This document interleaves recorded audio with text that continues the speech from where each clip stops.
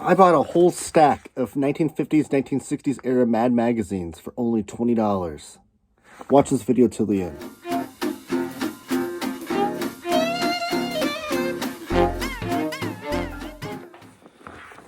So my wife and I frequent flea markets and antique stores and things like that often.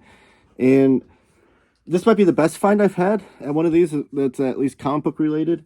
I was flipping through these old Mad magazines this guy had, and they were listed at $4 a piece. So I was just gonna flip through them and see cartoonists I recognize and that kind of thing. And the guy walked up to me and said, "Let's have a conversation about those. I've carried those around in my truck for a long time, and I just kind of want to get rid of them. I'll sell them all to you for $20." And then I found another stack of Mad magazines he had below in another section. He's like, "Throw those in the box too." So this is all 1950s, 1960s era Mad magazine, an era that I don't know a ton about. I'm a huge EC Comics fan. There are a lot of cartoonists in here are what I'm a fan of, but I want to flip the camera around, put these under the microscope, and show them off to you. And maybe you, if there's any Mad magazine experts out there, can help me piece some of this together. Stay tuned. All right, so real quick, my history with Mad magazine, I just want to go over this real fast. I'm a huge fan of EC Comics. If you're a long-time subscriber to my channel, you know that I have a bunch of videos, a whole playlist of EC Comics stuff. But Mad Magazine's always been kind of a hole in my reading. I was never a kid that really grew up reading Mad Magazine. Unfortunately, I think if I were able to do it back again, I probably would have paid more attention to that sort of thing. But I've now since retroactively tried to dive into this hole in my reading because I love EC Comics so much, and then I've subsequently started to love Mad Magazine. So my only history of reading Mad Magazines, besides the occasional flip through a grocery store when I was a kid, or the if my friend had a copy or that sort of thing, was when as an adult, I picked up the Mad Archives Volume 1 by DC Comics. I'm still desperately looking for volumes 2, 3, and 4 for a decent price. This collects the comic book sized era of Mad Magazine, back when Harvey Kurtzman was the publisher, and it started off as a comic book sized trim size, just like the all the rest of the EC Comics back then. And then the archives collect all the way through issue 23. I think the last one might still have issue 24, but 24 is when they went to magazine trim size, which is what we're going to look at today. So my only history with Mad Magazine is that, and then also the Spy vs. Spy omnibus that was recently reprinted by DC Comics. I have a video on this book too as well in that EC Comics playlist if you want to take a look at that. This was an omnibus I really loved as well. But I want to flip through these. I'm not going to flip through every single one, but I do want to show off the covers and kind of show what I got in this haul. So here's 1933. Here's issue 33 from 1957. This is the earliest issue I got from this haul from this guy that sold me these for $20. You can see it's really like tattered and beat up. The cover is falling off, and he was really like apologetic about that while he was like negotiating with me. And I'm not a good barterer anyways. Just not my personality. I'm not pushy or not a salesman or what have you. So going to these flea markets and things, I'm never really good about. How about I'll give you $5 for that? You know, so when he came to me with the deal of $20, I was like, well, that sounds like a great deal. I was doing the math in my head quickly. He had them priced at $4 a piece. 4 times, I think I got like 35, 36 issues. You know, we're looking at $130, $140, $150. But I got it for 20. So, but he's apologetic about the condition of some of these, and I was like, these are really just readers' copies for me. I don't plan on reselling them. I'm just wanting to read these classic comics. So the fact that some of them are in real bad shape, which seems to be just the earlier copies, the rest of them seem in pretty good shape. It's not the biggest deal to me. But that's issue 33. Here's issue 36. This is the next oldest one I got, and its cover has also fallen off. I've also noticed too, what's 39 right there? Hold on a second. And that's issue 39. I don't know, we got a mess up here. I don't know, I'll find that. Somehow, some way that cover came completely off. Here's issue 39. One thing I noticed too is that the fold-in covers on the back have all been creased on these. If you know Mad Magazine, you know the famous folding covers, which I'll get to some of those, I'm sure, as I flip through these. Here's issue 47. Issue 48. And there's a pretty good run of these in subsequent numbers, which is kind of cool. I don't have issue 49, which is kind of fun because my son was going through this with me too, and he's like asking me about the history of Mad Magazine and just things about it. And so he started making a checklist for me about which ones I need now. And I looked up, I was like, well, there's 550 issues total for Mad Magazine. I don't know if I need all of those, but maybe I could go for like the first 100 issues. And he's like, let's start there, and then let's just keep going. Let's try to get all of them. And he's wanting to read these as well. But I did notice too, so the contributing artist and writers eventually becomes the usual gang of idiots is usually what it's credited as in the table of contents. But before that, they did credit the artists and stuff, which is cool. And Wally Wood in here is really amazing. Seeing his work, he's right here. Wally Wood, just seeing the range that he had, being able to do like this cartoony style that fits Mad Magazine better, and then also doing the great science fiction he did for EC Comics. And he is featured in the archives as well. He does Super Duper Man, I believe, is one of the first superhero spoofs parodies that he does. Trying to see how these are credited. John Severin. So it was really cool just seeing these archives and then now seeing these magazines. Some of the cartoonists that I love from EC Comics doing more of a Mad Magazine cartoony style. So here's 51. And the thing I loved about Mad Magazine, which was so inspirational for the undergrounds, like the Zap Comics guys, R. Crumb, S. Clay Wilson, Spain Rodriguez, Gilbert Shelton, those guys all cite Mad Magazines. So the usual gang of idiots is now credited here on issue 52. It might have been 51 where they started that, though. Yeah, 51 that says usual gang of idiots. 50 might be the last one where they didn't. Yeah, 51 has actual credits. So those are those are kind of the things I'm looking for when I'm reading these. It's like little historical notes of the history of Mad Magazine. What was I saying, though? Oh, saying the usual bullpen of the EC Comics guys. Oh, no, I was talking about the underground cartoonists. Sorry, I'm trying to keep on track here. All of those guys from like the Zap Comics era of undergrounds cite Mad Magazine as a huge inspiration for their work. And it's kind of interesting hearing that from the undergrounds and hearing the history of those. Here's a Don Martin piece. His cartoon style is so easy to pick out. Because all the cartoonists and stuff that you know from today were all inspired by like Marvel, DC, Bronze Age, Silver Age era. But before Marvel, DC, Silver Age, what comics existed? Well, it was like what the famous big-time popular comics were the EC Comics in Mad Magazine and Funny Animal Comics. And those were all inspirational to those underground guys, which is one thing that I'm excited to see and hear is see that inspiration come to fruition. Like one thing I talk about on my channel a lot too is like the first time I ever listened to Elvis Costello album, it really opened my eyes to like, oh, this is what all the bands and stuff I listened to were inspired by. Like it kind of clicked that way. So I'm expecting when I read through here, I can see a lot of that inspiration that went on to inspire guys like R. Crumb and S. Clay Wilson and Gilbert Shelton. I know that cover's not included in here. I think it's issue like 13 anyway, so it would have been too early for this collection. But the famous cover by Basil Wolverton with the ugly woman on the cover is like the cover that all those guys say like stood out to them on the racks and was like the first Mad Magazine they picked up. And then they were like lifers from there.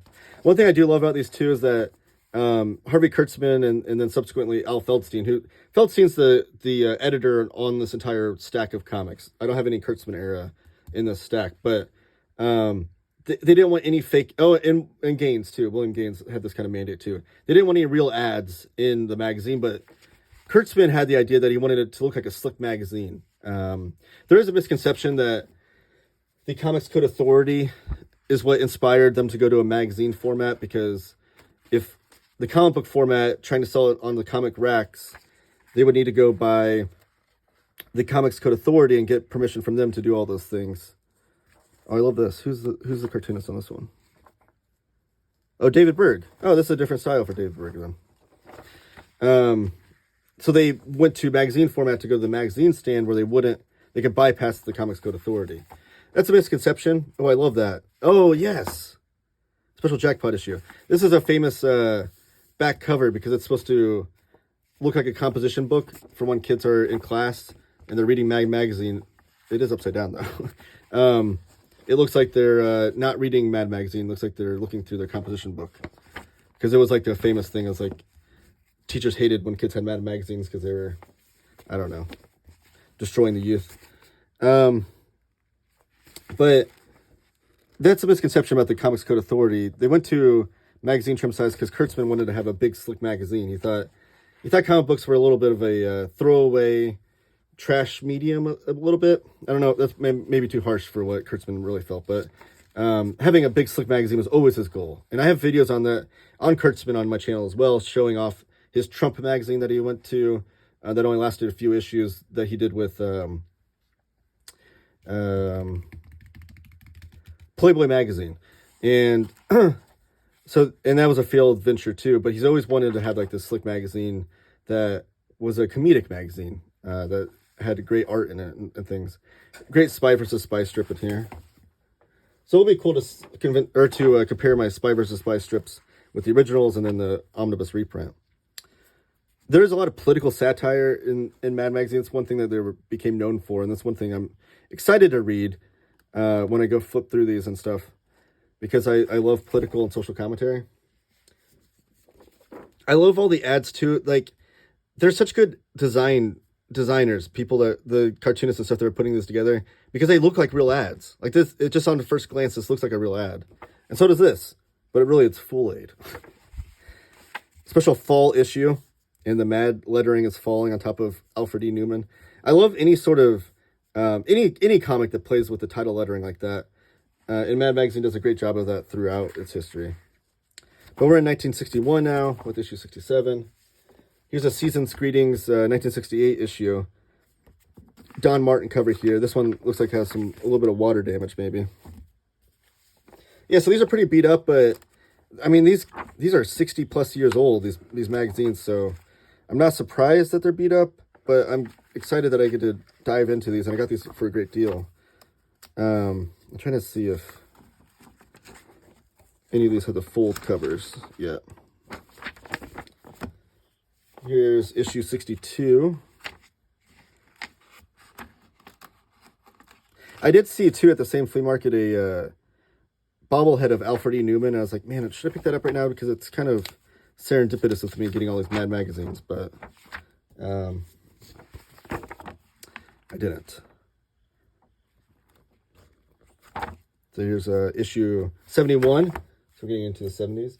The special 10-year anniversary issue with issue number 72. So I did get issue 50, and I got this anniversary issue, so it's pretty cool that I got some of those important issues. Do not look at the back cover of this magazine. And the back cover is actually ripped off. Oh, that's awful.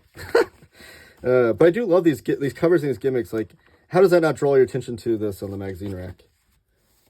Here's issue 74. Great totem pole with Alfred E. Newman on the bottom. You can just imagine that dog's probably going to urinate on Alfred's poor face there. But here's a cover that got ripped off. And it's a fold-in cover. So if you don't know, Mad Magazine has these fold-in covers where you take point A to point B and you fold them together and it makes another image. And sometimes there's a gag with the lettering too. Like, I found a great one when I was flipping through this the other night. I'll try to find it. Here's issue 75. Special cutting classes issue. That's like one of the things they really geared. Here's another image. Really geared towards like kids in school, and it's kind of this rebellious attitude towards school that they were marketing towards, which is hilarious given the fact that the Comics Code Authority really killed EC Comics, and the Comics Code Authority came out of Frederick Wertham's insane notions that it was comics were destroying the youth of America and that kind of thing. So it's funny that Mad Magazine was then geared.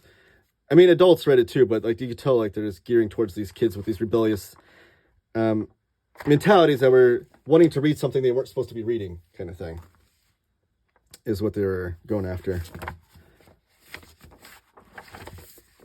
And all the fake ads would inspire cartoonists like a Chris Ware or Daniel Klaus later on that would do similar things with their comics.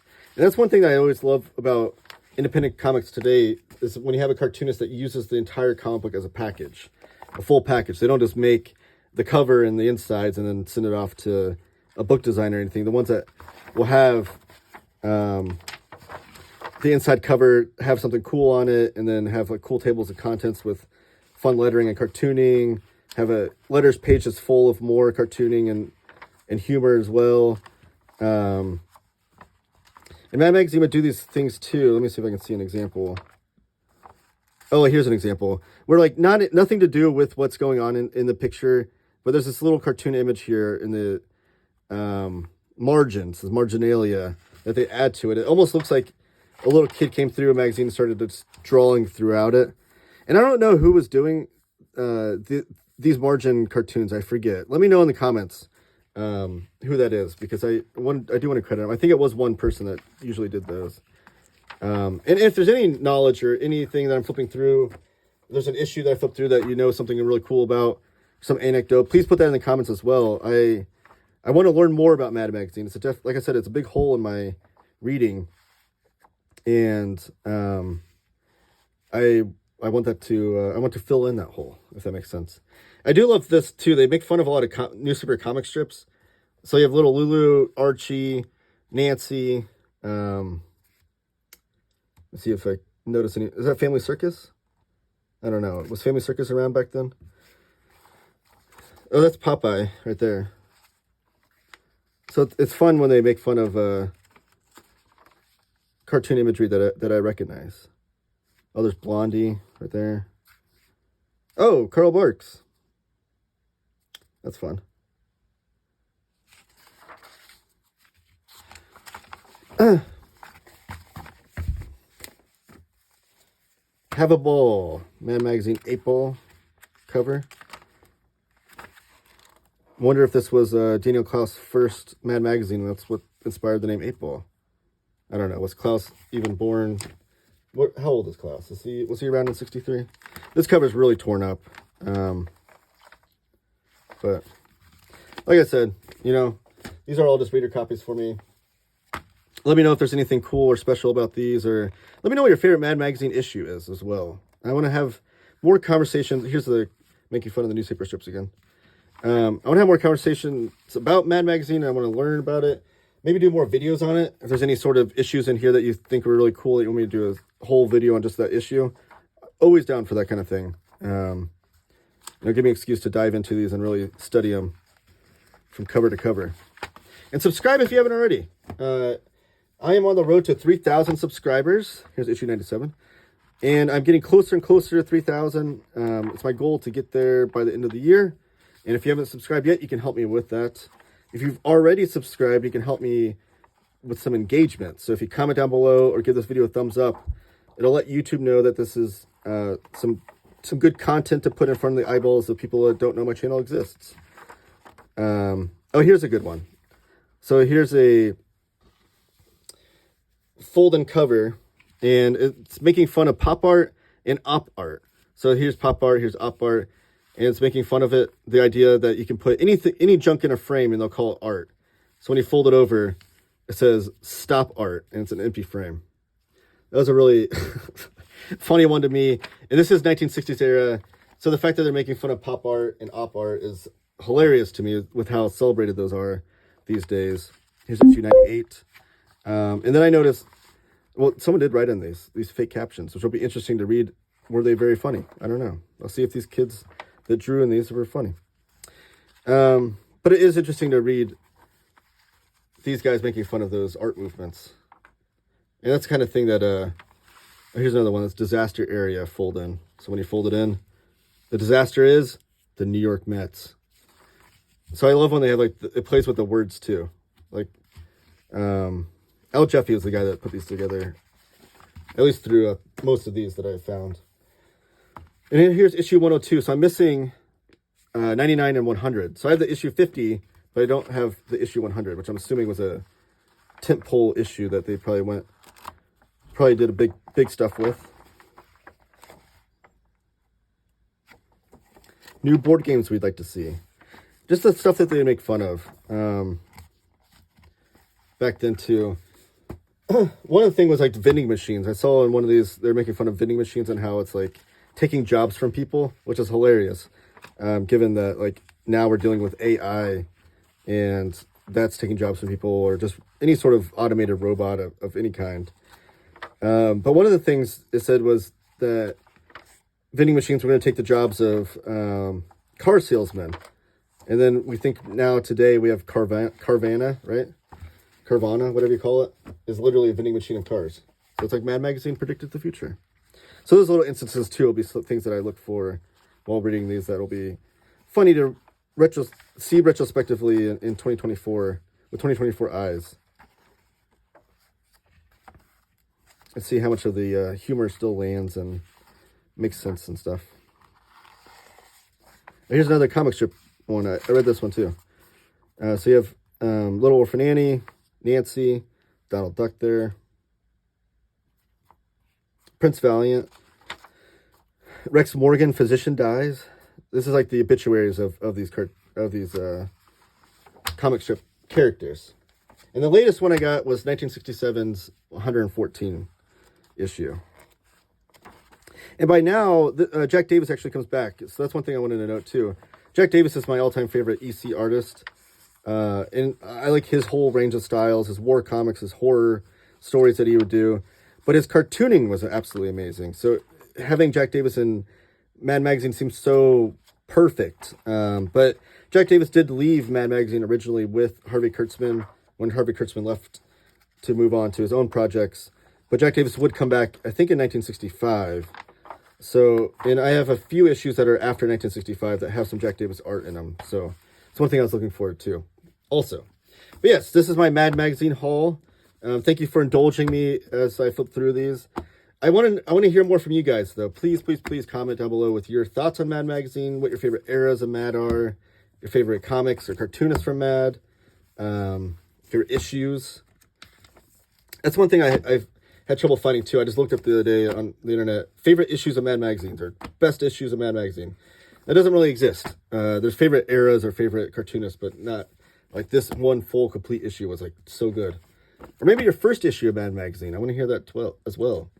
But comment down below, give the video a thumbs up, and that will help, like I said, help the engagement and help my road to 3,000 subscribers. And if you haven't subscribed yet, please do so to help me achieve that goal. Try and get these covers back on here. And everyone out there, just remember to keep reading comics.